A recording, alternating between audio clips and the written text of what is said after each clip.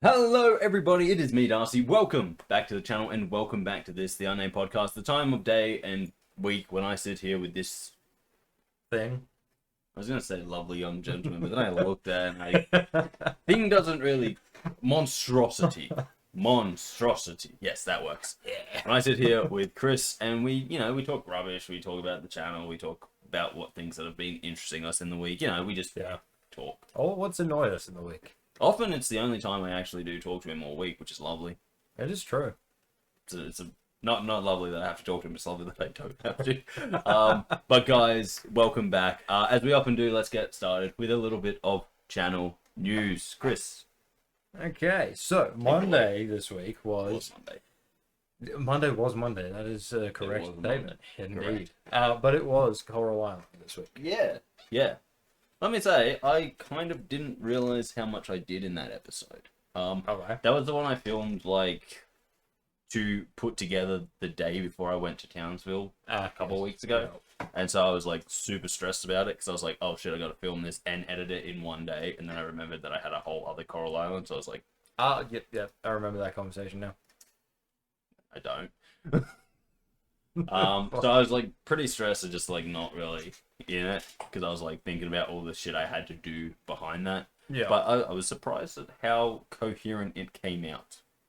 That's a positive. Probably not the best episode I've ever done, but considering that the whole point of that episode was pretty much summer is literally 2 days away and I can't plant anything, so I'm just trying to get everything out of my garden before it dies. Farm. It's a farm. I'm a man. Men farm. They also trench. Fuck off, they don't. But yeah, so that was really the goal, was to just kind of get through until summer, which it now is. Which means I can start all over again. Yay! Get back to the beginning and really just go hard. Now that summer, I can grow some summer crops. Oh, nice. Do some summer things, Go to the beach. No. No? No, I refuse. No, okay, fair enough. But yeah, so that was kind of that whole Coral Island. It was I thought I had to do something that I didn't have to do, followed up by the fact that I was didn't really have anything to do. I was just kind of killing time. Yeah. And yeah, pretty good episode. Yeah. I feel like it's probably the time in Coral Island where I have to start interacting with the other, as they like to call them, townies. I don't think that's a nice way to say it, but no, that is legitimately what they're called in the game. Oh, they're called the townies. See, I would call them hippies, but yeah. I think technically only one of them is a hippie, but the rest of them are real eco-minded hippies. Yeah. They don't let me put coal fires anywhere. Do it anyway. I do actually. I use it to make all of my metal. Good. Which is then sell to them at exorbitant prices. Well, yeah, you had to do something they don't like. Exactly. It's against your morals. You can't do this. You've got to pay for me to go against my morals. Not my morals, but I'm the only one doing it. So no, but you tell them that they'll pay you more. See? It's a gig economy. What can I say? Yeah, exactly. But yeah, so yeah, I've been avoiding them and only doing the minimal interactions. But I feel I should start making friends and doing missions and stuff for them. Normally I like to get at least a year in so that I've had proper crop rotations, all that kind of stuff. So I actually know what I'm doing, because the fun fact is, though I have played this game for many hours and many lifetimes, I've never played it in its current state. And so occasionally there are things that happen where I'm like, well, okay, well, hang on, what the fuck's happening here? Yeah. And literally the last big update was a change to pretty much, they call it the romance update, but because romance is pretty much just interacting with people, they've changed how that works. And it's okay, so now I kind of have to engage with that mechanic of the game. Yeah. But the big goals of the first year are to increase my house size, because, gotta get on that property ladder. Yeah. Get my farm to not be just a disaster zone, because, that's always nice as well. Is it going to not become a disaster zone, though? No, I am me, remember? Everything will be fucking ordered. Maybe. There will be paths and order. I don't know. And I've seen you playing Satisfactory. It's Yeah, but you've also got to remember, in Satisfactory, when I do stuff in Satisfactory, it's like, oh, well, now I'm entering someone else's domain and I just got to get shit done. no, that's not the case. That is the case. No. Sometimes you've got to make shit because you need it, and I don't need it yet. Well, yeah, I need it, but making stuff isn't my domain. You seen my lab? My lab is pristine. You Well, see yeah, my storage in my lab? My storage in my lab is pristine. Okay, the lab is good, but then there was the whole Christmas item stuff. Oh, okay, yeah, That was a bit of a schmozzle. Okay, yeah, but it was a schmozzle for a good reason, and it was that because I was trying to do stuff on a time crunch with a power issue. So I couldn't really add new things. I just had to repurpose things that were already there. You know, we wouldn't have had the power issue if we got back to it sooner. No, we would still have had the power issue at Christmas time. It would have been less of an issue. No, because we only just solved that like 2 months ago. At Christmas time, we thought we'd solved the power issue, and we really. No, I'm pretty sure there was a fairly large chunk of time where we forgot that we were playing it. Yeah, that was between this current episode and the last episode. No, I mean before that. Yeah, no, but the last episode. No, you're actually very wrong there. Are you sure? No, the last episode I had been sitting on, like, I'd had it ready to go for a while. I'd just been putting out other stuff. Oh, yeah. So I think between when we filmed the last episode and when it was put out was something like a month and a half. Well, yeah. And that, when I put it out, I was like, oh, we need to do more of this. And that was like 3 months before the stuff we filmed just a couple of days ago. So there was about a 5-month gap there. No, but I feel like that's happened a couple of times. Not too much with Satisfactory. We've only come back to Satisfactory because it's easy and it's there. And we know what's happening with it. And we generally know there's not going to be any issues. But yeah. It's probably why we forgot what we were doing this time. Yeah. But as I said, like, usually I'm pretty organized with stuff because, especially like it's something like Coral Island where I can actually plan it out. Okay, fair. And it's like not like, oh, suddenly I need lots of this stuff, so let's get this going. Okay, fair enough. The other big thing is obviously, going down into the mines, caves. Yeah. They call it a cave, but it is definitely a mine because it has mine carts in it. Yes. And then a cave doesn't make sense. Yeah. But anyway, I've unlocked the second part of the cave, so I have a new 40 levels to go down. And there's levels. There's levels. Known levels. Yes. That are all next to each other. Because it's like, here is the earth cave, here is the water cave. Then earth cave is 1 through 40 down. And then the water cave is also 1 through 40 down. Which means that level 1 of each cave is actually the same area, but just not connected. Because one's earth and one's water. Just to be like there's 40 floors, it honestly sounds like it's definitely a mine because... Caves don't have floors. They're just a cave. Yeah, pretty much. But where are we? Oh, we're on the first floor of the cave. Oh, so we're right at the entrance. Yes. Okay. So if we go down a bit, once you squeeze past this rock, we'll be on floor number 2.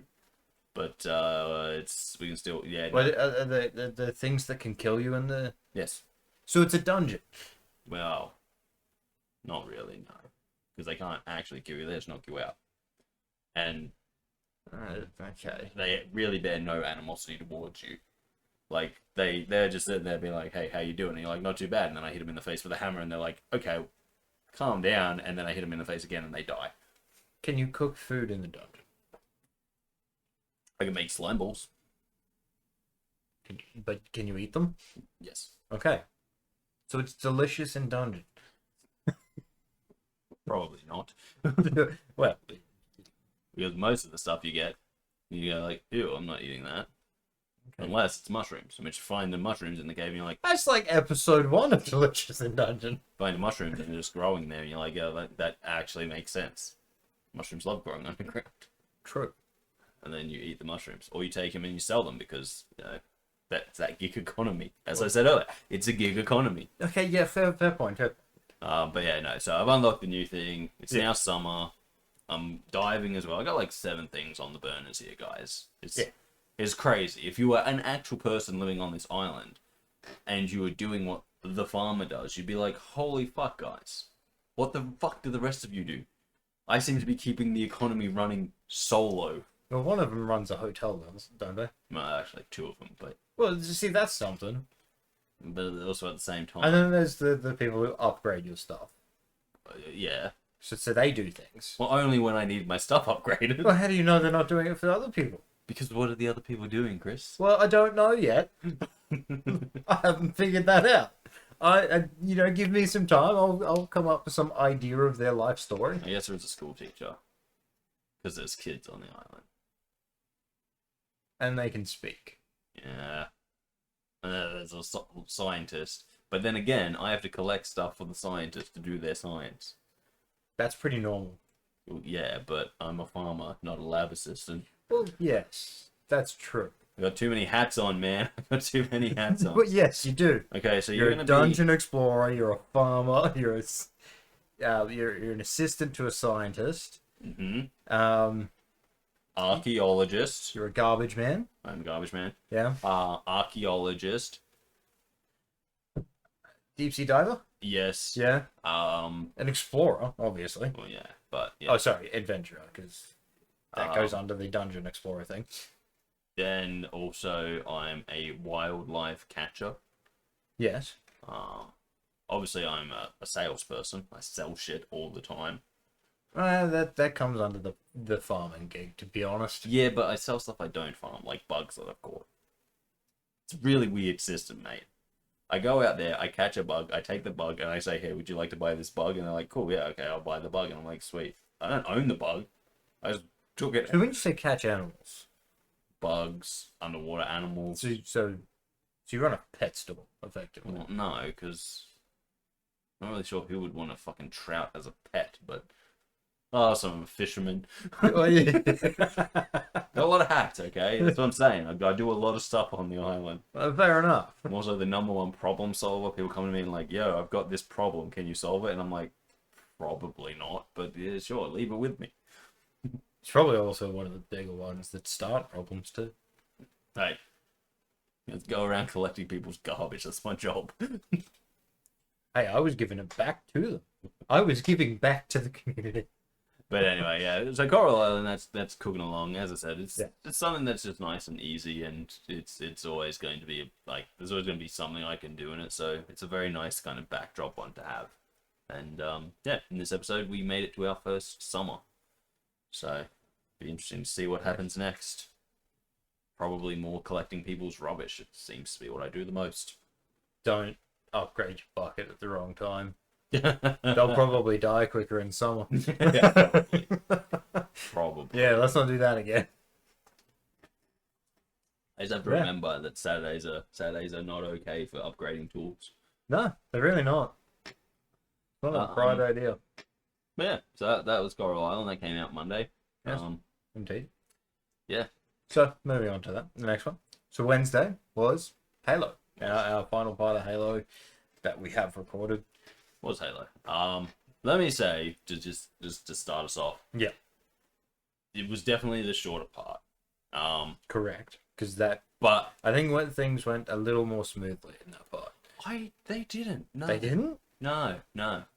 Pretty much how I sum it up is there was the time before the tank, stuff was bad. Yes. There was the time with the tank, stuff was pretty good. Then there was the time after the tank where we both had rocket launchers. Now, okay, fair enough. I'm going to put it out there and look, that was enough to... The rocket launchers weren't the problem they could have been. You lost yours. No, I gave it away, but... Oh, fair enough, yeah. I lost my sniper rifle, that was... Oh, that's right, yes. But also I didn't really lose it. I had no ammo for it, and it was like... Every now and then, they were like, we're going to give you a little bit of ammo for the sniper rifle. I'm like, cool, but I don't have it anymore. And because I was running rocket sniper rifle, it really meant that I couldn't do anything. Because it's like... It's true. I have a sniper rifle, and that is a singular grunt. Yeah.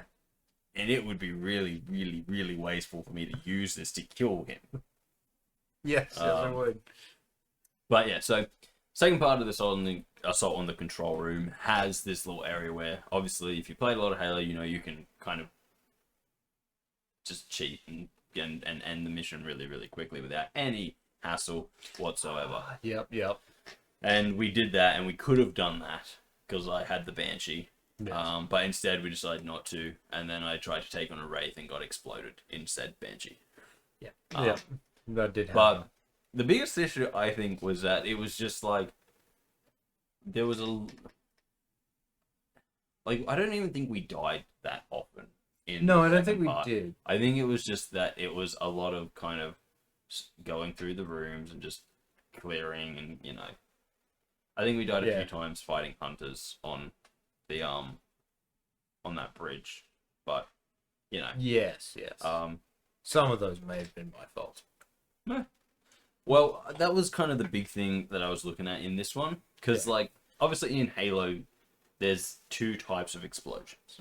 There's yellowy red explosions, which come from human weapons. Correct. And there's blue, purpley, pinky explosions that come from alien weapons. Now, when you die in a blue, pinky, purple explosion, you can never really be sure if it was you or them or whatever.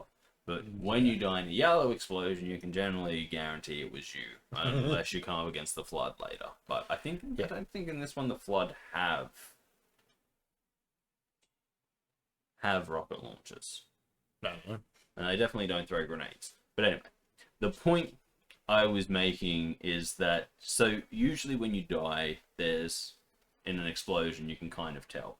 Now, with Kris having a rocket launcher and just being a menace, I was expecting me to die in his explosions more often than it happened. I'm surprised it didn't happen more often. Well, yeah. Now, obviously, there was the big fuck up where you launched a rocket into a pile of grenades. That killed us both. Yeah, I didn't realize I did that. Yeah, no, that was kind of where the entire room became an explosion, and there was no safe places anywhere. No. And everyone had to die. Yes. But other than that, you were pretty good at not killing me with explosions. However, there was one point where I was like, I was kind of unsure if I was dying to your attacks. And so I went back, and as I was editing, I watched this point like really, really clearly. Yeah. And it was when we were trying to get the Banshee. Yeah. And the only reason that I was like, wait, I should look at this more closely is because I was like, oh, I died. And you went, and I was like, wait, what? And I was like, it's 100% a situation of I know what I just did. And I knew that I was running out near where you were shooting, and after seeing your footage for the first time, I was like, oh wow, he's terrible. Because pretty much when I give you the rocket launcher, I'm like, okay, just shoot that guy. You then run out, and the very first thing you do is miss him and shoot past him to where I'm running. Yeah. And I was like, wow, okay, I didn't realize Kris was so bad. Like, with the rocket launcher, and when you don't have the reticule, you just kind of aim down a little bit and shoot towards the ground because it'll explode just far enough away from you that everything in front of you is having a bad day, but you're having an okay day. But no, you instead overshot. And, and once I saw that, I was like, okay, well, now I know that Kris has a penchant for overshooting, and that's exactly where I'm running because I'm running down the bridge. So I watched that really closely. And there was this one time, right, where when I die, it's a yellow blur. Yeah. And I'm like, okay.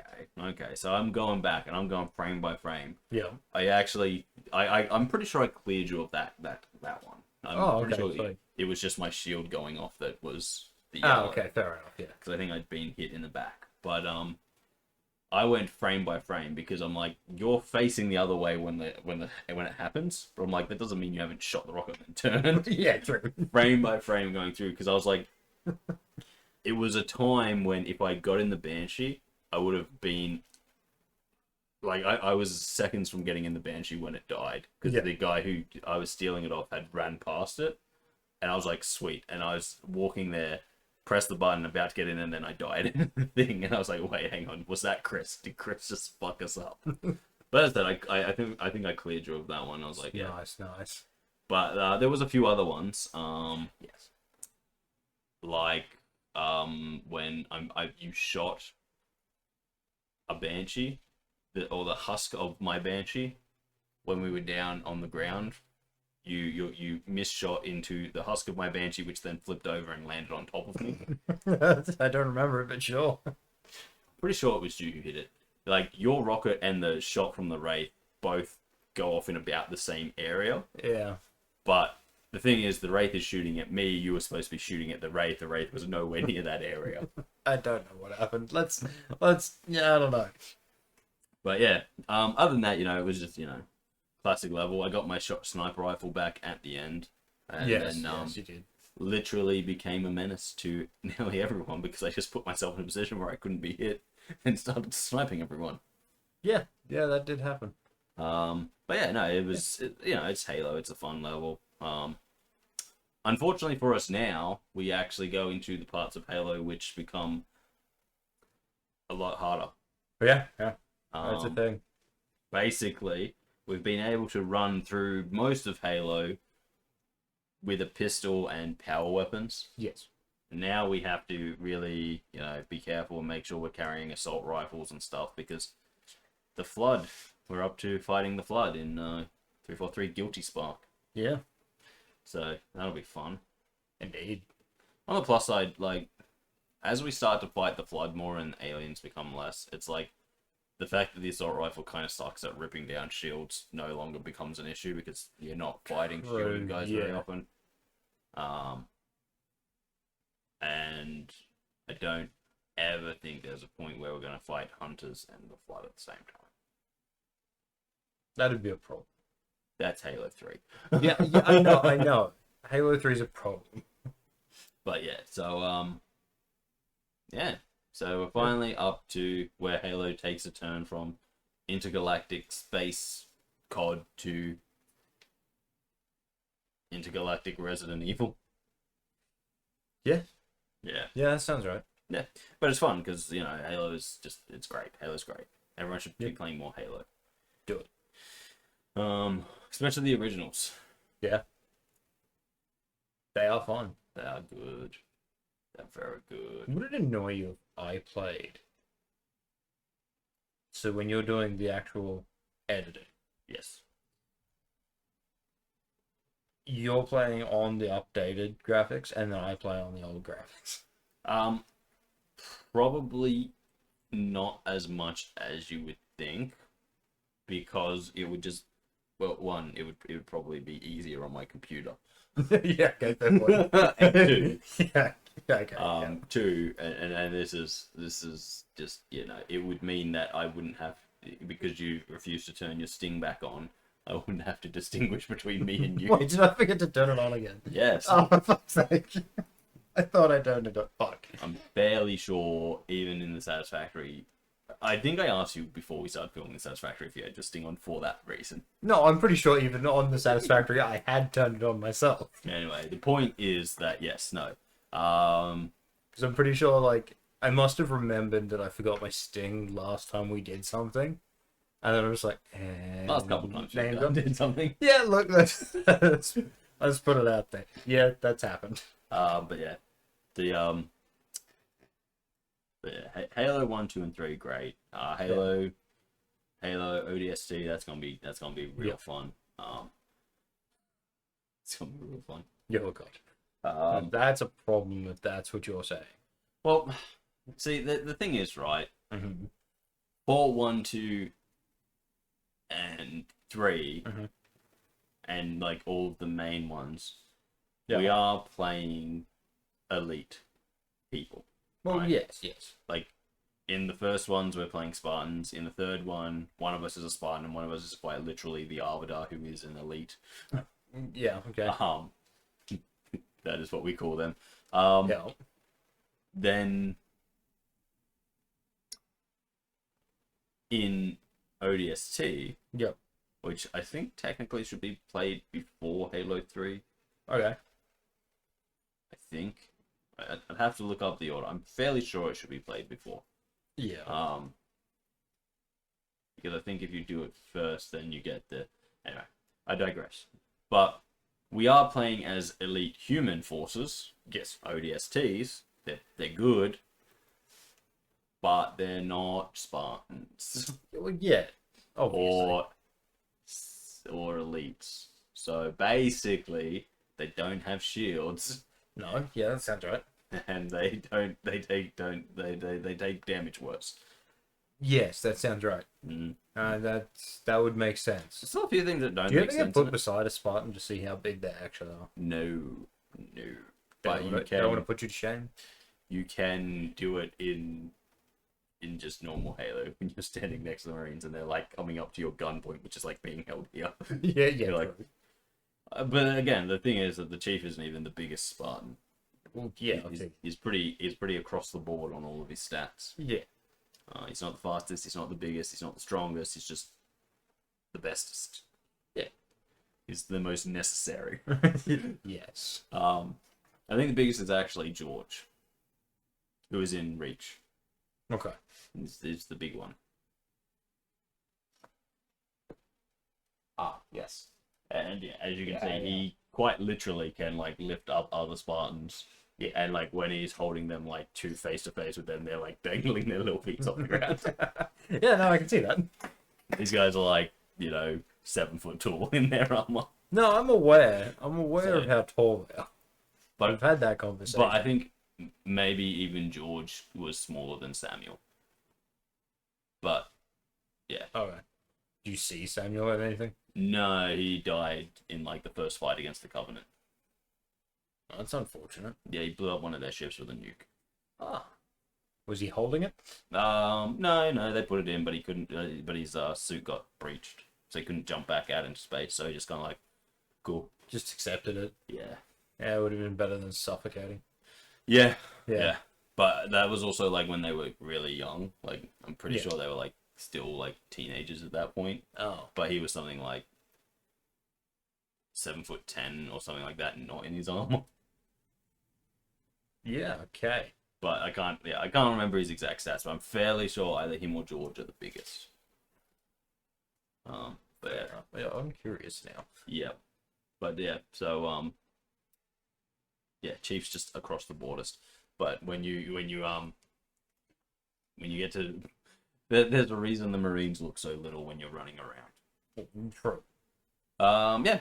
So obviously, guys, on Friday you have the podcast.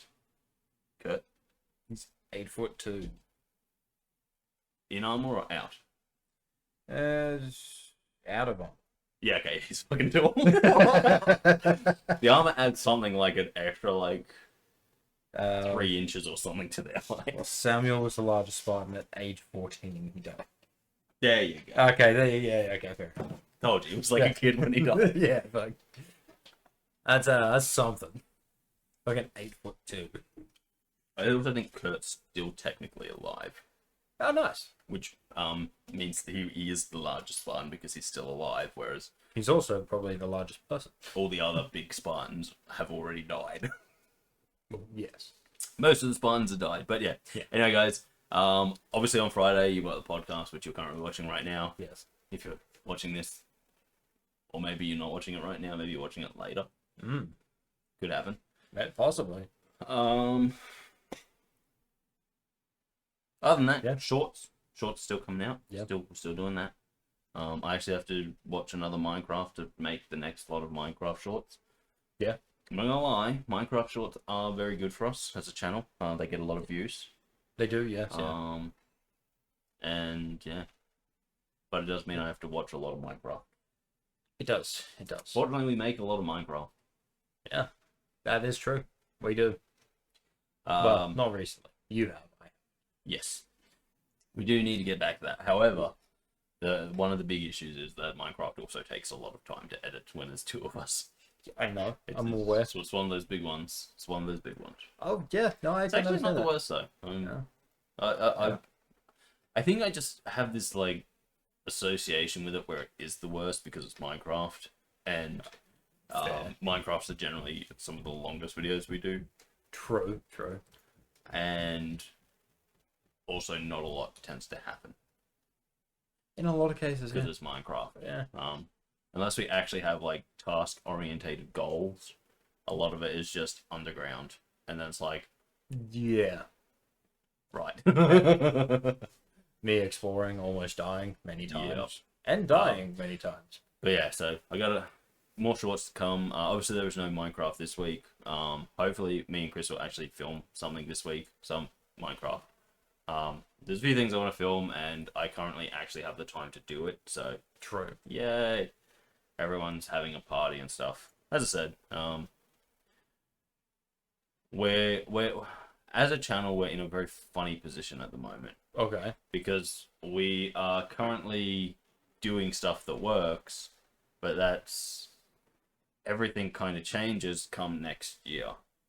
And when I say everything kind of changes, my whole schedule changes, and so everything that's currently working now might get easier, might get harder. We just don't know. True. Yeah, that's a fair point. Obviously, there's going to be some points in the next couple of years where hopefully, fingers crossed, we are in a position where things will be a lot easier. Yes. There may be some times when Kris has to step up. I know, terrifying, isn't it? Because It is for me. yeah. Hey, it's terrifying for me as well. You know, I have put so much effort and work into this that like it's like a baby, and it's like passing it off to other people. It's just no. Yeah, yeah. But yeah, because of the fact that I've been accepted back in university, Mm-hmm. and the degree I'm doing has mandatory work Oh, yes, it does. requirements. Yes. Obviously, for those of you wondering, secondary teaching, so high schooling, which means that I have to spend weeks in a classroom, which means that I don't have days anymore. Yeah. Really not that much of an issue at this current point, but obviously if I don't know how many placements there are, but obviously if it's like, oh, you're going to spend 3 weeks in placement, it's like, cool, that's 3 weeks where I can't be doing the editing that I normally do. True, yeah. Interesting. Yes, and also depending on when that is, it'll also be like, yeah, work. Hey guys, I probably am not going to be working this couple of weeks because we're teaching in class. I don't want to be doing it after school till like 9 o'clock at night. Yeah, well, let's face it, that's what most people do when they go to bed. Crack. Yes, except again, most like, you know, it's not a pleasant time to be without money for that long.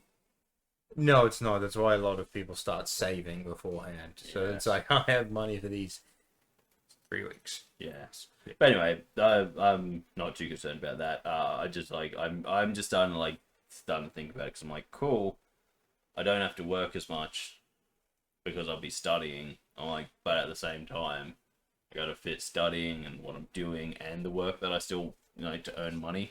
Yes. And put all of that together to Something. figure it out. Yeah. But you know, there are some things that I am kind of.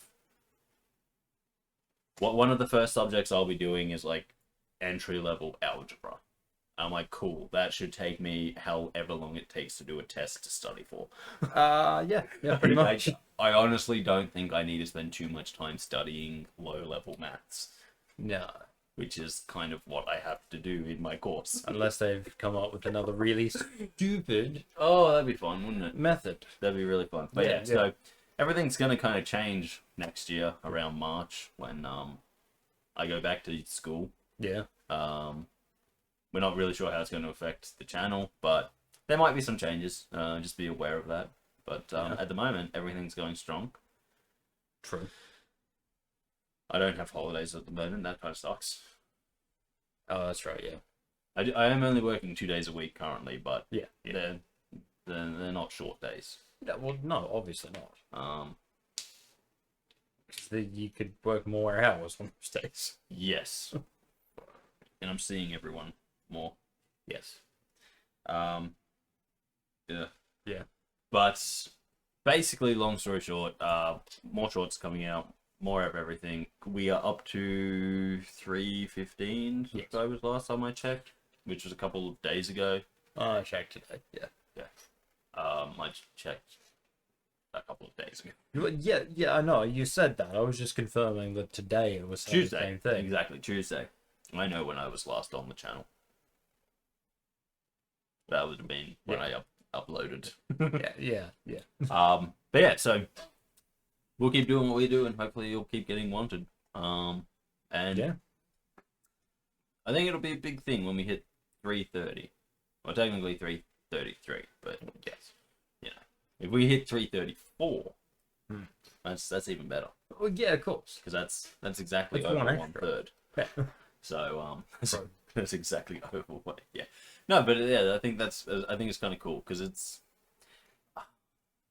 something that always gets in my head with this thing is like, because I'm on the channel generally about 4 to 5 times a week. Yes. I can be sitting there and I can kind of get the subscriber count stuck in my head and be like, oh man, we haven't got any subscribers since last time I checked. And it's like last time I checked was literally like 2 hours ago. But it's like that doesn't. No, it hasn't gone up. No, that doesn't compute in my head. Like the fact that it was like, oh man, we haven't gone up since last time I looked at it. And it's like last time I looked at it was like 2 hours ago. Whereas like sometimes I'll come back and it's like, wow, we've gone up like 3 subscribers because it'll be like over the weekend or I'm not on the channel at all. Yeah. It'll be like, oh, we've gone up by like this many subscribers. And I'll be like, oh, amazing, and that's awesome. And then I'll come back and it's like, when I'm on the channel like 3 or 4 times a day trying to do some stuff, it's like, oh, nothing will have come out. No. Like I'll be sitting there, nothing's come out, and it's like, oh man, our subscriber count hasn't gone up. And I'm just like, no, what? But that gets stuck in my head sometimes. So I always need the, I love it when it does go up, but I always need the little reality check of, checking the actual things and being like, yeah, no, you've had subscribers this week. Because sometimes it's like, it just definitely feels like I was sitting there, I'm like, oh man, it's been like a month since we got our last subscriber, and it's been like 20 minutes. Yeah, it sounds right. that sounds. But yeah, that's just always something that kind of gets in your head when you're doing this kind of thing. But yeah, hitting 333 or 334 would be absolutely brilliant. I think that's the next big milestone I think we're looking to pass, and then 500. Yeah. And then 667. Yeah, well, yeah, fair. Yeah. Because we went over these numbers. But, so 501, technically. No, 500 is pretty good. I think, okay, fair enough. The reason that the reason the other two is the extra number is because it's over it's because it's over a third. It's repeating. It's just repeating. You can't have 0.3 of a subscriber, or 0.33 of a subscriber, or 0.333 of a subscriber. Well, no, but so you just need the extra subscriber because technically 333 is not a third. Well, yes, that is correct. So therefore, we need the extra to get over a third. Yeah, yes, exactly. Yes. No, I do understand. It's what I call classroom maths, right? Yes. Because whenever I have to talk to kids and they're like, how many kids are in the class? And you're like, well, you do the math and it says you've got 15.3 kids. You can't have 0.3 of a kid in the class. That's going to lead to some trauma. Just a small amount. And someone having to decide how best to divide a child into thirds. Me, personally, I'm a horizontal guy. Yeah. Probably more chance of survival there. No, not really. Look, either way, it's always bad. But, yes, so... Well, unless you just take off limbs initially. No, but see, you need to evenly divide the person into thirds, and while the legs are long, mass-wise, they take up a third of the mass? No, they don't. No. Not unless they only do leg day. Anyway, the point is, when chopping up a the point is that, so, we have these goals in mind, and I try and stay focused on them while also trying to ignore them because life's too depressing to get stuck down in numbers. No, fair point. Moving right along. Kris! Darcy! Let's end channel news. We shall. Okay, so guys, that will wrap up channel news, and now we're going to just talk about shit for a bit. Yeah. And let me say, Kris, I got some shit to say. Oh, God. Sports. Sports? You know I love them. I'm aware. You know I absolutely adore baseball. No. You know that I'm not the biggest fan of the NRL. You're lying. But it's coming to finals time in all of sports. Some sports are already in finals. AFL, they're in finals. Who cares what's happening there? It's aerial ping pong. No. Look, let's be real about AFL for a second. Aerial ping pong, that's not an insult. No, it's not. They just kick the ball, okay? What makes AFL bad these days is that back when I was a kid growing up in Victoria, where it is played, where it's from, where they love it, they used to play for 4 quarters. I can't remember the exact time, but I want to say it's 4 16-minute quarters. Yeah, okay. Very close to what the NFL play, except, you know, it only takes them like an hour, not 3 hours. Yeah. Because they have time management. Yes. But like I remember back in those days when like a score of 120 wasn't crazy. Yeah. Because obviously you can go up by 6 points. Oh yeah. So, you know, if you kick 10 6-pointers, you're already at 60. You kick 20 of them in 48 minutes. Which is very game, doable. Which is very doable. Let's put it out there. Let's start there by saying it's very doable. Yes. You score 120 points, easy peasy. Yeah. Right? So, like, getting over 100 points isn't the world's most difficult thing. Yeah. And that's only if you go up by 6s. Yeah. Not even if you, like, go, you know, scoring goals and points. True, yeah. Now they're like, oh, it was a pretty good game. One team scored 63 points, and the other team scored 38, and you're like, okay, well, hang on, what's going on here? It's a big drop in numbers. Like that's even without the AFLW getting involved, which is just they won a grand final with a score of like 28 or something like that. It was incredibly low, and I was upset by the whole thing. Look, I get it could be the defense was really good, but also, like the next thing is, do they have a defensive team, or is it legitimately just they're all just there? They're all just there.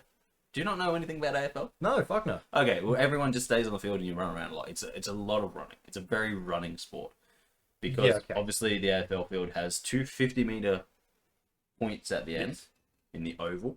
And then probably another like 50-odd meters between it. So it's like 150 meters of field, and you pretty much just run around it. And it's kind of a free-for-all.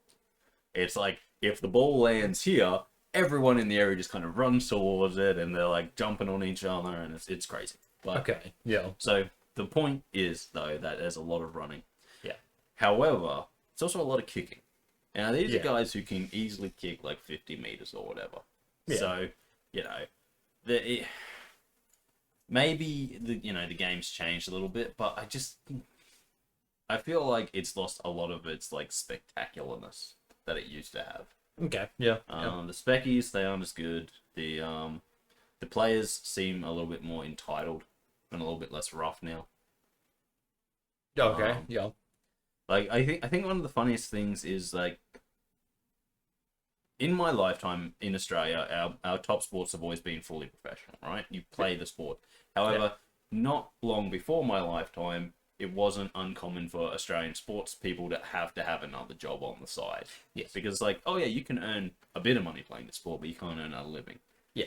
Whereas now people are making a living playing these sports, and I think that comes with a little bit of entitledness where, especially when AFL's concerned, that these guys are like, they just don't think they have to do anything. It's like, dude, this could all disappear in like an instant. It could. You should be doing stuff. You should be like proving you want to be there. Yeah, pretty much. But anyway, so AFL, they're in finals. Who's gonna win it? I don't know. I think the Brisbane Lions are in it again. I'm pretty sure they won last year, so there's a good chance for them. Don't even know who they'd be up against because I haven't been paying attention. But it could be the Magpies up Collingwood. Probably not Essendon. Fair enough. Definitely not Carlton. Okay. No, the Blues suck. But Fair. But yeah, so that's happening. Obviously the baseball is in September. So September is the last month of the regular season. Then they start the playoffs. Yes. Yeah. So they're almost finished. There's like 3 days ago there was something like 10 games left of the regular season. Fair enough. So they're almost in the finals, and the Dodgers have clinched their playoff performance. They will be in the playoffs. However, worryingly, they've just been shit at closing out games. Yeah. Like, they have been leading games 4-0, 6-0, and then in the last couple of innings they lose it. They just let them come back, and that's worrying because they're not guaranteed. They're definitely not going to get straight past the wild card series, so they have to play I think it's a 3-game series to get into the next round, and they just haven't been finishing games off. They don't have any finishing firepower, and that's terrifying because I do not want an early out of the playoffs, not for the current world champions, who up until All-Star break were pretty much untouchable. Yeah. So worried about that. That's a big issue. And then, of course, we have the NRL, which is without a doubt the worst sport in the world. Like, it's so shit. The referees do not know the rules. Some players are protected. Some cannot even touch the ball without getting penalized. Yeah. The whole thing is just a shit show. And then you've got the people who are in charge of it being like, but do you really want us to get the bunker involved to make sure we make the right calls? And they're like, yes. Yes. Yeah, yes. We do want our officials to make the right calls. Yeah. Could we get that more? But anyway, the world of the NRL has been in an upheaval recently because of some stupid shit on the field. Like, obviously, there's always they're football players. They don't have enough brain cells to rub between a team to come up with an answer. But the biggest issue is, like, there is a player out there who the NRL would love you to believe is this superstar media personality, right? Yeah. Because they keep reminding us that, you know, he has 500,000 followers on Instagram. Oh, cool. And I'm like, you know, he's a sports star. Having 500,000 is being like, no one gives a fuck about him. Pretty much, it's a low number. He's a Brisbane Bronco, which means not even most of Brisbane give a fuck about him. Pretty much, yeah. But they keep making it like he's this big deal. And anyway, a couple of weeks ago, he headbutted someone on the field. Which is a send off. It's a send off. He should have been sent off. He was sin binned, which is the minimum that should have happened for that. And then his team was given a penalty because the other guy said something mean to him, which caused him to headbutt him. So you guys get the penalty because if he hadn't have said that thing, he wouldn't have headbutt him. And I'm like, it's like schoolyard fucking logic. God damn it. And everyone was like, that's wrong, blah, blah, blah. But obviously, there's a recourse, right? If you do something bad in a game, they have this match review committee, which is supposed to look at that and be like, okay, you're going to get a suspension or you're going to get a fine for doing this infringement. So what do you think the punishment for headbutting someone is in a football game? Now remember, I'll give you some stuff. If you tackle someone and accidentally hit them in the head, you can get weeks off. You can be sitting on the bench for weeks. If you tackle someone and they hit with your shoulder, you can get up to 5 weeks sitting on the bench. Oh. Now tackling is part of the game. Well, yes. Right? You are supposed to tackle them. Headbutting, not part of the game. And nowhere in the rules to say, okay, if you need to stop this dude, just hit him with your noggin. Okay? Not part of the game at all. Well, you would think up to the rest of the season, potentially. You would think, well, let's put it this way. A player was recently got 3 weeks for tackling someone and coming down on their legs. They classed that as a hip drop. They fell on their legs, and that could hurt them badly. Okay. So not even a high tackle, didn't hit them in the head, just hit them around the waist, but came down on their legs, put them in on, could have hurt them. That'll get you 3 weeks. So headbutt, how many weeks? Not part of the game. Tackling, part of the game. Well, yeah, Falling I know. over, part of the game. Accidentally getting hurt, part of the game. Headbutting, not part of the game. Well, I'm going to go with like half the season. I don't know how long the season is, but I'm going to go half the season. Okay, so you're saying about 13 weeks. Let's go 10. Let's go 10 weeks? About 10 weeks. Yeah. No, $3,000 fine. $3,000 fine. And some of that was also because when he did get his sin bin, he did get sin bin for it. Yeah. And then his team got the penalty, he flipped off the crowd, which just you're not allowed to do. You're not allowed to flip off the crowd. That's fair. They can be booing you all you want. As a professional sports person, you are not allowed to stand there and give them the finger. Well, yeah, that's understandable. Yeah. Unless you make it your persona, just to flip off the crowd. Yeah, but then you really can't You really can't be pissy when they, shout shit back at you and, I don't know, maybe throw a fucking cup at you or shit like that. No. If you want to piss off the crowd, don't be surprised when the crowd is pissed off. Well, yeah, no, I get that. He got a couple $1,000 fine. He should have been sitting on the bench for the rest of the finals, minimum. That's again, yeah. Or headbutting. That's fair. But no, he got a fine because he played for the right team and he's this superstar player. And then the commentators of the sport had the nerve to say that we've got to protect these players from the crowd. He stopped to give them the finger, and people yelled at him, and they're like, "You got to protect these players." What if they decided to throw something at him? Well, if he hadn't stopped to give them the finger and just walked off the field like he was supposed to, it would have been fine. Yeah. Yeah. I find it funny because one of my big criticisms towards, especially the NRL, is that you, as a club, you're getting these young guys who are footballers. They've always been footballers. So let's, again, just say they're not the smartest. True. That's not to say you can't be a smart footballer. I've met some, but I've actually met a lot.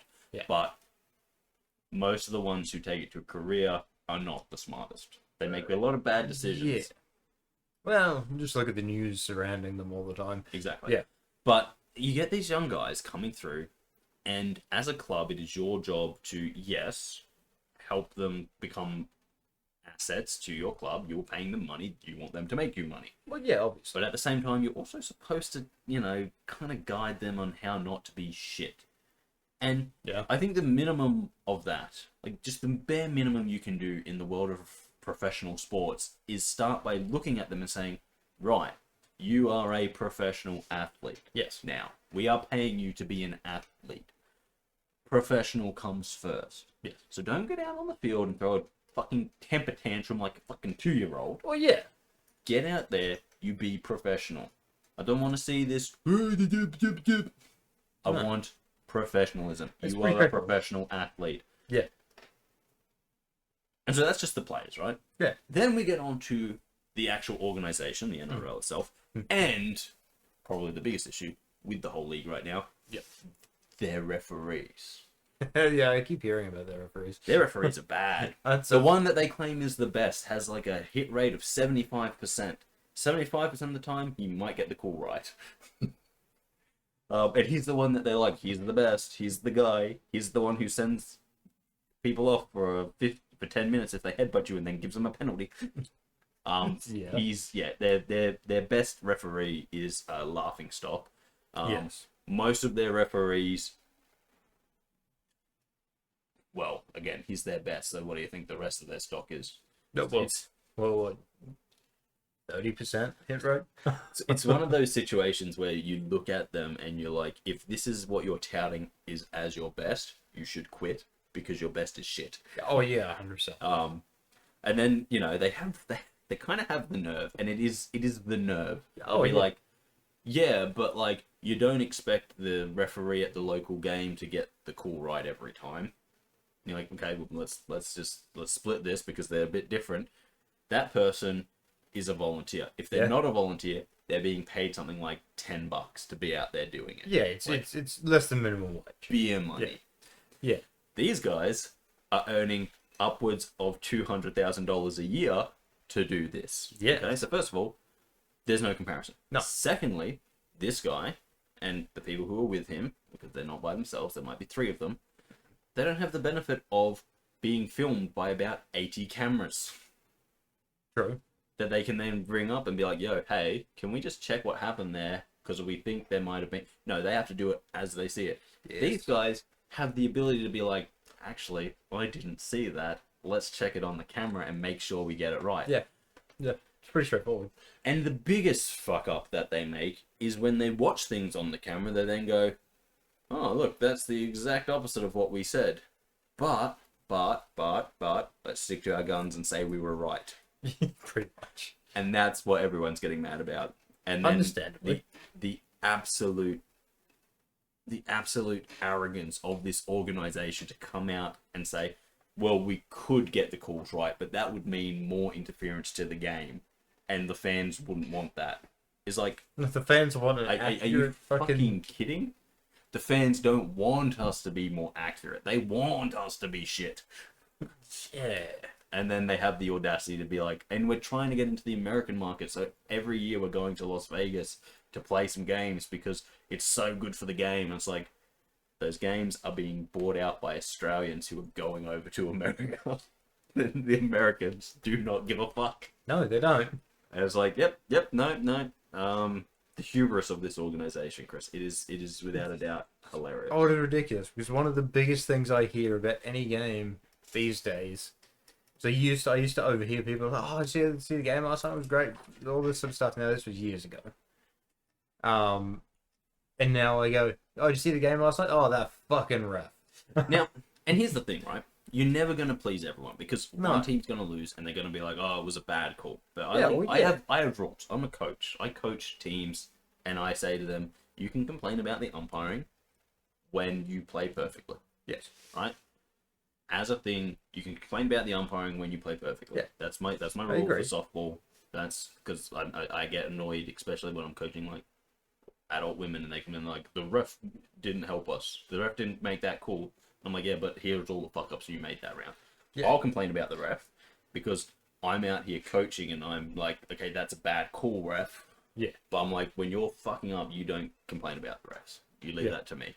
And honestly, that way, at least when the ref's copying it, they're copying it because they should. Yes. Not because it's like, well, we made that mistake, but then you didn't call that out that we should have got there. It's like, yeah, but that out should never happen because you made that mistake. Yeah. So I'm gonna feed you both, right? Yeah. But when when people who don't even support the teams that are playing, you know, something that used to happen is you used to switch it on and you'd be like, oh, I don't like either of these teams. Yeah. But no, I'll watch and see because there's nothing else on. Yeah. Now it's like, oh, don't like either of these teams. You watch about 3 minutes, you go, yeah, I'm not fucking watching this shit anymore. Yeah. Because it's like the refereeing is so bad, and it's not bad just because they're missing. Yeah. It's biased, and that's the is. worst thing. It's like, it's obvious that it's biased. But about 3 years ago, I started just keeping track of how often in the days before games were played, I could call the winner, and I was pretty much on point for it. Yeah. I could be like, this team's going to win. And people are like, how do you know that? And I'm like, oh, because it's this team, they get a lot of favoritism from the referees. And that's been happening over the last couple of years. Over this year, the best team in the competition could come up against the worst team in the competition. Yeah. Like a team that has won like 2 games. Yeah. And it would be like, oh, who's going to win this game? And you're like, well, really, it shouldn't even be a question because this team hasn't lost all season and this team hasn't won all season. Yeah. And then in that game, surprisingly, the team that hasn't won. And you go, how the fuck did that happen? Oh, they just played a good game. And then you watch some of the highlights and you're like, okay, well, there was a penalty and, oh, nothing was called. And, oh, wow, look at... And it's like, it's not even subtle anymore. And I think that's the worst thing. Yeah, because there's one thing where if the team that hasn't been winning scored a little bit more because the other team was being really cocky, so they're likely to be like, oh, it's the shittest team. 40 to fucking... Yeah, oh, yeah. So, but it's like, I can understand, it's like, the team who hasn't lost all season, still winning, but not by as large a gap as normal because they were being cocky while playing. I can understand something like that, but not the team at the bottom. Do you want to know what makes it the worst, right? And as I said, as someone who does umpire and coaches and plays a sport, I can tell you right now what makes it worse is bias. And that's what the NRL umpires have. They have bias. Things will go one team's way and not the others. Yeah. They also have this rule called a 6 again, which the umpire can just give you 6 more, pretty much restart your tackle set. And they don't have to give a reason. They'll just say, oh yeah, 6 again for this. And like, the reason they'll give and the reason that's like being told to you will be 2 different things. They'll go like, oh, 6 again, you're a ruck infringement. And then it'll be like, pop up on the screen saying inside the 10 or something. So it's not, there's no consistency even there. It's like this 6 again that they've added needs to be pulled out of the game because it is quite literally just I can walk one team down the side field. Or I can continually keep refreshing a team's set until they score. And they've done that a few times. Yeah. So, first of all, that needs to go. But secondly, you can have shit refs who people will be like, oh, this ref is shit. Yeah. But they won't be so furious about because the ref is just shit but fair. You know? Yeah, They're that'd be shit fine. both ways. Oh, yeah. However, the NRL does not have that. The NRL is shit in one direction and then overly biased in the other. It's like this team can do no wrong and this team can do nothing right. And that is how this game will be played. And you're like, that's just shit. Like, yeah, it's horrible. in baseball, right? I can't if you have stand games like that because I've played games like that before. Exactly. But like in baseball, right? If you have an umpire who's calling bad strikes, like he's calling strikes outside the box. Yeah. As long as he's doing it for both teams, you just go, okay, we're adapting. But when your team is the only one that's getting struck out up around your chin, and the other team is, you know, getting balls coming straight through the middle and they're not being called strikes, that's when you know, throw a bat at an umpire. Yeah. So no, it's I can't. As I said, I can't stand games like that. That's why I'm probably never going to watch it. Yeah. Because I can't stand I've been in a game. It was basketball. Yep. Where I was surrounded by the team. Mm-hmm. I had the ball. Yep. And I've sort of come to a stop because I'm like, fuck, I'm surrounded. I need to pass this off. I'll hold on. They're literally now surrounding me. Yep. Hands are flying so that I'm getting hit in the back of the head. I'm getting hit in the back in general. Mm-hmm. And one of them's knocked me, so I've had to take a step to stabilize myself so I didn't fall over. Yep. And you got a traveling call. I got a travel call. But not once did I get a foul on that. Like, yep. But that's because the team I was playing, our ref hadn't showed up yet. Because you needed one from each school, which is, you know, understandable. Yep. So before that, we were playing with the ref being the principal for the other school. Yep. And that was the only rep. So the whole first half of the game, every foul that we did, every travel, even the ones that we didn't do were getting called. Mm-hmm. And then soon as he showed up, I was like, okay, now we've got a somewhat fair game because he was calling theirs, she was calling ours, but he was also calling ours as well for the ones that she missed. It's like, yeah, fair enough. He's done it right. But yeah, no, I was pissed off in that game. That these things always happen. And like, look, we live in Rockhampton, which is a small town and has small town mentality. Oh, yeah. I've played a few netball games in mixed netball where I've just filled in for people because, you know, I've played a lot of netball. I was playing it in college. And I've been sitting there and I've been fouled like 6 times and then I had a foul called against me. Yeah. And I've just like put the ball under my arm, walked over to the referee and they're like, what's wrong? And I'm like, blah, you called this, blah, what about this? And they go, oh, you actually know the rules? I'm like, oh, fuck yeah, I do. Just because you don't know who I am doesn't mean I don't know the rules. Yeah. So what are you going to do? Like, I literally had an umpire once say to me, do you want the whistle? And I was like, well, fucking give it to me and I'll fucking do a better job than you. Because, again, I do not take that shit from them. But, you know, small town mentality is always going to happen. But it's when it's on the biggest stage and, you know, the pinnacle of your sport and you're getting this shit, it doesn't look good. Oh, no, it's even worse. And it's not a good look for us. And that's the biggest thing. It's a bad look. There's a lot of bad looks in the NRL world, and the refereeing is one of them. Because especially if you're trying to expand your influence to other countries and get them into the sport, the atrocity of the umpiring people go like, well, I'm not going to pay attention to that. Wait, this is the best they've got. Oh, no wonder this sport isn't played anywhere else in the world. Or no wonder this sport is dying. Yeah. But you know, it's just one of those things. But unfortunately for me, because all the sports are coming to an end, because it is finals time. It is. Means that stuff's going to get boring again. I'm not even going to have the baseball to keep me entertained. I guess basketball starts up, but I don't really like watching basketball as much. No, that's fair. It's just, you know, it's shorter, it's quicker. It is. I still enjoy it, but it's just not as thrilling. No, that's probably not the right word either. No, you are quite right. Like I'll watch an entire game of baseball because I can just have it going on in the background because you know, it's kind of slow paced. Yeah. And I like that about it. But with basketball, it's like I don't even need to have it on. It's like, oh look, it's the last 2 minutes of the last quarter. Now it's exciting. Now I'll put it on. Because up until that point, it's like, yeah, okay, whatever. We're gonna run up the score. They're gonna run up the score. Everyone's gonna run up the score. Right, so it's like what Brady used to do when he worked with me on weekends. He'd be watching the score throughout the day, so the score would constantly be up on the computer screen. Mm-hmm. And then as soon as we were in that last quarter, break time. Yep. So he'd go watch it while on break, but he'd also be paying attention to the score the entire time, just to be like, is it going to be worth me going up? No, it's not. Yeah. So yeah. Yeah, and so that's kind of the thing with so it's like, that's kind of thing.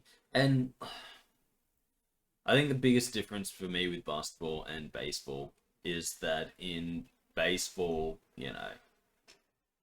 when you're in those final innings, it's like every at bat could be a changer. True. Someone who's sixth in the order could hit a home run, and you go, wow, that's changed everything. Yeah. Whereas in basketball, it's like, and we're playing, and yep, LeBron's got it again because they need to score some points, so they just put it in LeBron's hands. Yeah, pretty much. The best player's going to get the ball because that's how that goes. Yes. Football season starting again. That's I do love the NFL. Don't get me wrong, I like it. It's just that you get like one game a day. Oh yeah, Most of the time, and there's only like 4 teams that I really give a fuck about. Sounds good. And it's even slower paced than baseball. True.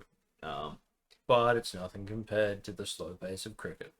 Oh yeah, but like, I don't really watch cricket. No, I I'm watch aware. the Big Bash. I do enjoy the Big Bash. I think that's fair. I think that's a great way to ingest your cricket. Yeah. Because it's over in an evening. Oh, yeah. It's great. They put it on like it is to Australia what baseball is to America. They put it on in the evening, and it's like, yeah, just watch it during summer, and you're like, yeah, sweet. Yeah. Except, right, and this is what pisses me off.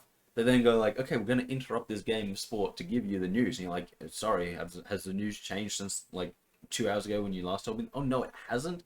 So don't interrupt the fucking cricket game. Oh, yeah. Or they'll be like, oh, yeah, we got the cricket on tonight, but you're only going to see the second half because we've got fucking home and away on or some shit. Oh, like yeah. It's like, just put the fucking full game on. It's a good game. Yeah.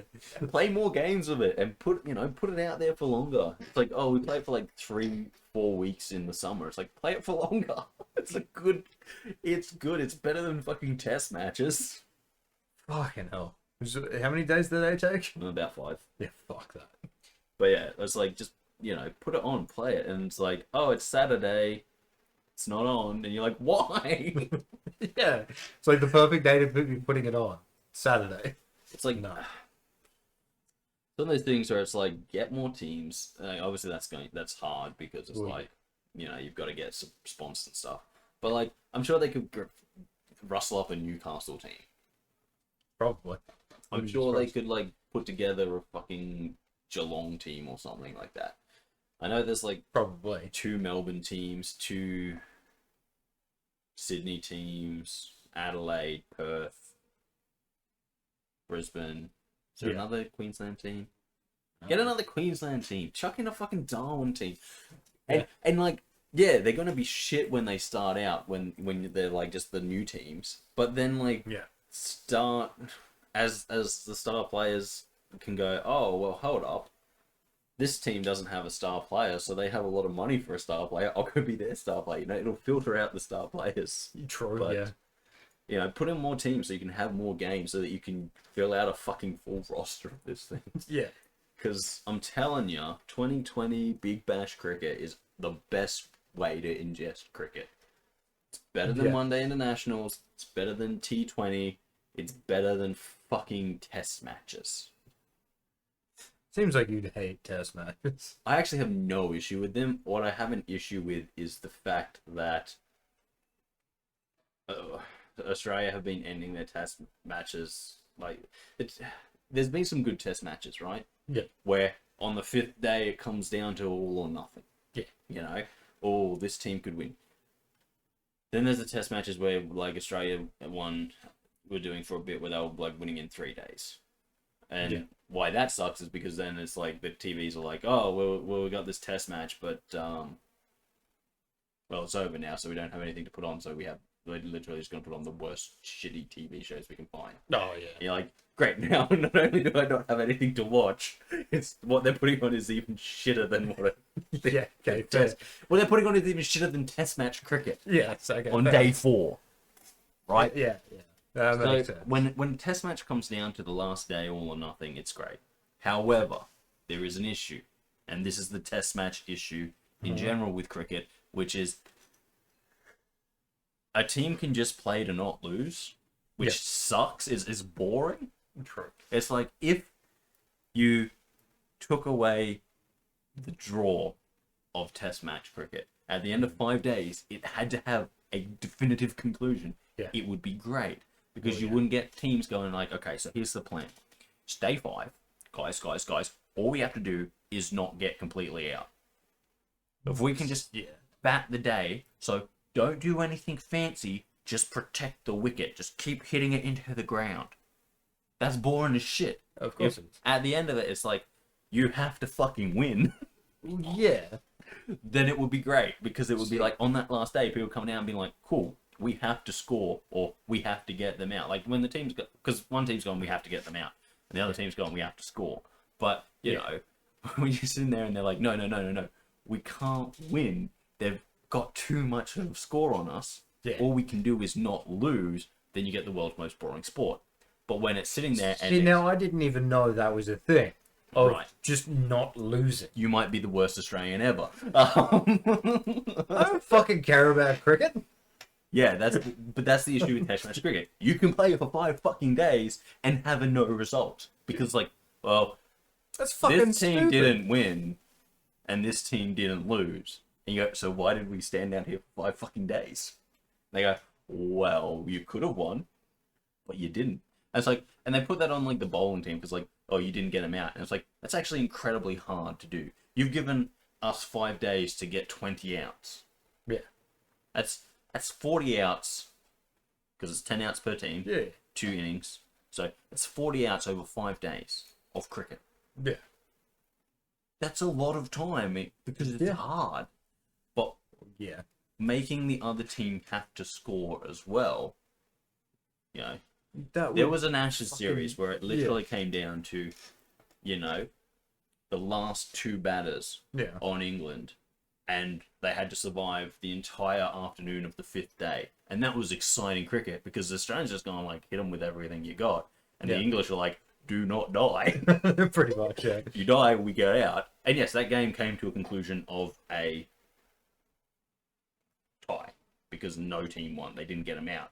But it was the most exciting tie you've ever seen because for like 3 hours, these 2 dudes were like, yeah, we have to just take these 150 an hour balls coming at us Yeah. and don't make a mistake. And also, oh yeah, by the way, you're not batsmen. You don't know what the fuck you're doing out there. Oh, okay, yeah, okay. You're bowlers, so you're just like, please.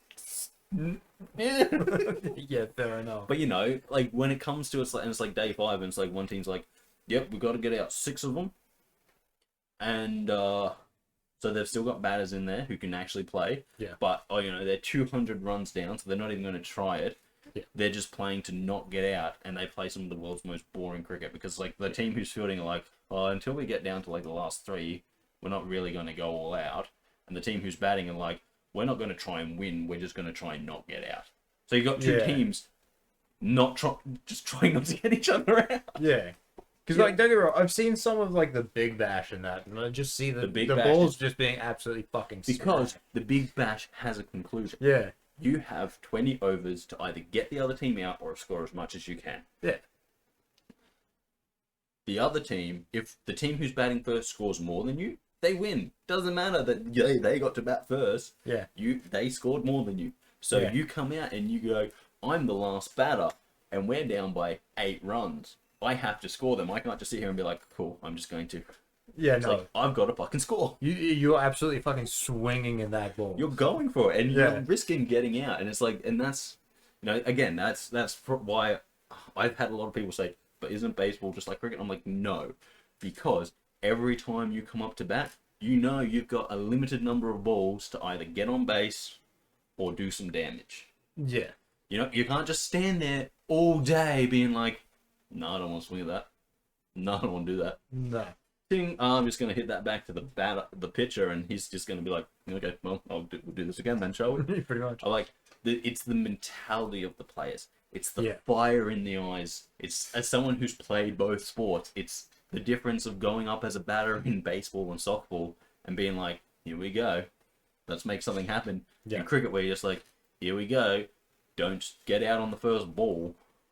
Yeah, see, that's I've seen that, and I'm like, that. And when I grew up, I saw a lot of the test cricket, and that's probably why I don't like it, because I'd come into town, we'd visit the grandparents, and I'd be staying with the grandparents for the day or whatever, and the only thing that on TV would be the test cricket, because we can't turn that off. So it's like, I'm bored. It's Yeah. When you're not playing to win, when you're just playing to either use up time or not get out, it is the world's most boring sport. Yeah. But Big Bash comes along and every summer and they go, well, let's fucking do this. Yeah, pretty much. And they go, we're gonna do this, and we're gonna do this, and it's gonna be fun, and we're gonna have winners at the end of every game. Yeah. Thank fucking God. That's what you need. And you go, wow, and you watch it and you go, this is actually entertaining cricket. And they go, but why is this entertaining cricket in test matches? And it's like, because of the mentality of the batters. Yeah. Because in Big Bash, you come out and you say, right, they scored 150 runs. Now that's a pretty low run count, because cricket's, in cricket you can go up by 4s and 6s. Yeah. But like, you've got to come out there and perform. If you're the team going out there first, you're going to be like, okay, guys, just remember, don't get out. You're going out there going, guys, okay, guys, remember, fucking run that score up. We need to score 300 off these 120 balls. Yeah. And then it's like, cool. You go out with that mentality. Whereas in one day international, it's like, in test matches, one day international is 50 overs, so it's a little bit too long still. Yeah. But in test match, you go out there and go, okay, boys, just remember, if you two can bat all day, fucking do it. And it's like, Yeah. You're watching it and you're sitting there and you're like, it's been 3 hours and 3 runs have been scored. What the fuck are we doing? That is a Big Bash, it's already over. 3 hours, oh fuck, we're done. They scored something like 600 runs between the two teams. Fuck them. Yeah, pretty much. It's It's how it should be done. It's excitement. And as a spectator, you want to be excited. As a player, doesn't really matter, but Yeah. As a player, like, even at the end of a basketball game, it's like, we're high enough, just don't let them score. Yeah. But like, fucking, I will always say this because I always get it. People who compare cricket to baseball. So, and they say, well, cricket and baseball, they're kind of the same. It's like, wrong. No, they're not. One is entirely a spectacle. Everything about it, they try and make it a spectacle. Yeah. The other one, they're kind of like, you'll just be here. Come out for 5 days and get drunk. Yeah, pretty much. And they don't even try to make it a spectacle. For 5 days, the people are out there with not a whole lot happening. Baseball's like, every time there's home run hits, there's stuff happening. Every time, yes, there might be periods where people just get struck out. Yeah. And it's like, okay, cool. But it's still something happening as opposed to cricket where it's like, you're never going to sit there for an hour in the baseball and be like, what's happened? Nothing. What? Yeah, they've changed who's throwing the ball a couple of times, but yeah, no, the batter's just standing there being like, nah. And the guy's bowling like, well, he's stuck there. We got to do something to get rid of him. No, you're gonna have fucking guys throwing heat and being like, boom, and then and guys going like, and guys swinging the bat and stuff. It's like the actual actions and what's happening. There's just more of it happening in baseball than cricket. Every time someone strikes out in baseball, which happens a lot, there's this big swing and there's an anger or there's something. Whereas in cricket, it's just like, oh yeah, no, I just tapped it into the ground and nothing happened. Nothing happened. What are we even doing here? Nothing happened. No, I can't run. And that's Too the thing. close. They are not comparable because one is, as a spectator, you're there and it's an environment that is like buzzing, and the other one is like, let's just drink some beer. Yeah, pretty much. And trust me, I've been to both. I've been to both in the same fucking stadium. Okay? Not comparable. No. You might be like, oh, but I go to the cricket all the time, and it's great, the environment's great, I'm there with my mates, and this. And it's like, yeah, okay, yeah, you're that. But when you go to the baseball, the people putting it on are like, okay, let's give these guys a good day. Yeah. Whereas when you go to the cricket's like, okay, these guys will make their own fun. Pretty much. Let's just make sure that some dudes in white fucking pants can go out on the field and not get hassled too much by the crowd. And hopefully don't get their pants dirty. Yeah, well, that's never gonna happen. Well, no. But They fucking yeah, yeah. It's just one of those things. I'm just like, cricket and baseball, not comparable. No. Because there's always something happening in baseball. Even if it's not the world's most, even if it's not a home run, there's always something happening. A batter can't just stand there all day being like, let me fix up my white pants. Yeah. Because I got it stuck in my underwear because I'm not fucking doing anything. Yeah, pretty much. And let's face it, another reason why it's not comparable. In school, whenever we were playing it for whatever we were playing it for, I'd swing and be like, Kris, we're not playing baseball, we're playing cricket. I'm like, I don't care. Fun fact, we actually have the same saying in baseball. Yeah. We're not playing cricket, we're playing baseball. Yeah. It's like, They drop the bat and they go like this, and you go, what the fuck are you doing? That's not how you're swinging a ball. pretty much. I just fucking swung at it the best I could just to launch it, basically. Yeah. And they're like, we're not playing baseball. It's like, Baseball mindset. I don't care. Cricket mindset, don't get out. Baseball mindset, hit it over the fence. Pretty much. And that's the real difference. That's the crux of the whole situation. The mindset of the batter. Don't get out, put it over the fence. Yeah. And that mindset, that can be felt by the crowd. The crowd know it. They're like, oh, this guy doesn't want to get out. And they go, but this guy wants to punish that ball. Yes. And that's why people like Glenn Maxwell, who go out there and hit like 36s or whatever, people love him because he's out there and his mentality isn't, don't get out. His mentality is, fuck that ball. It's done me a personal wrong. I'm going to destroy it. It's the first time I've seen it, but I fucking hate it already. I swear, like when he's one of those people that sits in the dugout, right? Not the dugout, it's the changing rooms in cricket. Yeah. And he must have like headphones in. The headphones are just like, that ball called your mother fat. That ball burnt down an orphanage. Oh no, that motherfucker. And then someone just like walks off with that ball. It's like, no, that's the ball. No, what did this one do? New ball. This new ball's a right cunt. But yeah, no, I swear that he's a man who comes out and goes like, this ball must die. Yeah. And he has that mentality where you get others who come out and like, this ball is my friend. I'm not going to hit it hard. I'm just going to nudge him gently towards the ground. Yeah. Encourage him to go in the other direction. Just Make good life choices. It's like, no, fucking, that ball has wronged you. Kill it. Throw it into the crowd. Hit it as hard as you can, Break its soul. so you never see it again. Exactly. But yeah, Make it mentality. want to rebuild that orphanage. And I think that's it. I think that's what it comes down to for me the most is it's like the intent of the person out there with the bat. You can feel in cricket when the intent is like, don't get out, cricket's boring. When the intent is punish that ball, cricket's great. But True. that is the intent of all baseball players who go out there with the bat. Oh yeah. They're never going out there being like, okay, put it safely over the shortstop's head, just land it right there on that patch of grass where he can't catch it, and neither can the outfielder, and it'll be a safe first. They're like, I'm going to come out, I'm going to hit that ball. That ball's going into the crowd. See that lady up there in the fucking third row of the bleachers? In the She's face. getting it in the face. And they're looking at her, and they're like, but she's like, is that person angry with me? Have I slighted them? And they're like, you haven't done anything wrong, but this ball, This ball hates you. this ball's going to do something wrong. And then they strike out. But you still feel that anger, and they're like, well, fuck you, ball, now we have something. And it's not even the same ball, because like every pitch, it's like, oh, I don't want a new ball now. Yeah, pretty much. That's why the joke was there. It's like, oh no, it's a new ball. Whereas in cricket, it's like, that ball's got to go through something like 80 overs before it gets fixed up. Another thing is still just as devious as it started. Well, not really. Yeah, fair. There is a strategy for new balls and old balls in cricket. Yeah, It's like the only strategy there is in the game. But, yes. well, yeah. in baseball, it's like, that ball has touched the dirt. I do not like it anymore. It is dirty. Get it away from me. Yes. I get paid hundreds of millions of dollars to be out here. I'm not touching a dirty ball. No. You, sir, go pick it up. Get one of these scrubs to pick it up for me. Get one of the kids over there to grab it. But yeah. They'll be excited. Yes. But yeah. Well, guys, I think that just about wraps us up. I've ranted a little bit about cricket. Yes.